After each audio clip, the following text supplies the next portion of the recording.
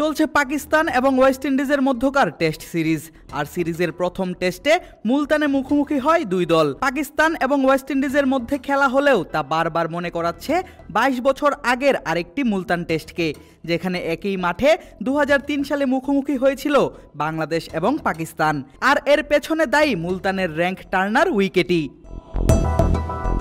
মুলতানে পাকিস্তান এবং ওয়েস্ট ইন্ডিজের মধ্যকার টেস্ট ম্যাচের দ্বিতীয় দিনে দর্শকরা দেখে 19 উইকেটের পতন। দ্বিতীয় দিনে 4 উইকেটে 143 রান নিয়ে দিন শুরু করে পাকিস্তান।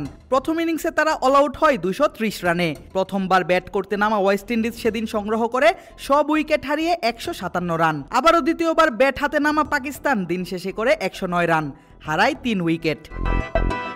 আর এভাবেই মুলতান দেখে একদিনে 19 উইকেট, ভেঙে ফেলে 22 বছর আগের একটি রেকর্ড, যেখানে ছিল বাংলাদেশের নামটাও। 2003 সালে মুলতান টেস্টের দ্বিতীয় দিনে বাংলাদেশ ও পাকিস্তান মিলে হারিয়েছিল 18 উইকেট।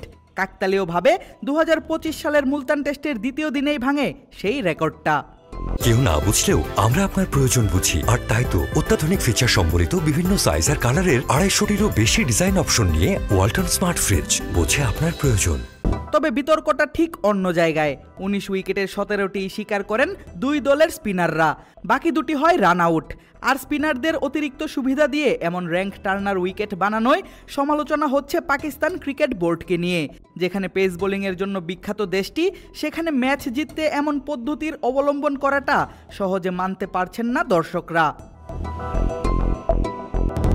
যদিও এমন সমালোচনার জবাব প্রেস কনফারেন্সে এসে দিয়েছেন পাকিস্তানের স্পিনার সাজিদ খান। সাংবাদিকদের প্রশ্নের জবাবে বলেন, অস্ট্রেলিয়া ইংল্যান্ডের দিকে তাকিয়ে দেখুন তারা কি করছে। আমরা যখন অস্ট্রেলিয়া কিংবা ইংল্যান্ড যাই তখন তারা আমাদের সঙ্গে কি করে, 4 জন পেসার নেয়, একজন পেস বোলিং অলরাউন্ডার নেয়। দিন শেষে আমরা ম্যাচ হারি, কারণ সেটাই তাদের শক্তির জায়গা। আপনি সাউথ আফ্রিকায় যান বা ইংল্যান্ড যান বা অস্ট্রেলিয়াতেই যান, দেখবেন তারা তাদের শক্তি দিয়ে খেলছে। আমাদেরও শক্তির জায়গা এটা, কারণ আমরা এইভাবেই ম্যাচ জিততে পারছি। তবে র্যাঙ্ক টার্নার উইকেট যে শুধু পাকিস্তানেরই কাজে লাগছে এমনটা নয়, ওয়েস্ট ইন্ডিজের স্পিনাররাও করছেন যথেষ্ট ভালো। ক্যারিবিয়ান স্পিনার জোমেল ওয়ারিকান 2 ইনিংসে শিকার করেন 10 উইকেট। 157 রানেই দ্বিতীয় ইনিংসে অল আউট হয়ে যায় পাকিস্তানের ব্যাটাররা। আদিব আশরাফ, ক্রিক ফ্রেন্জি।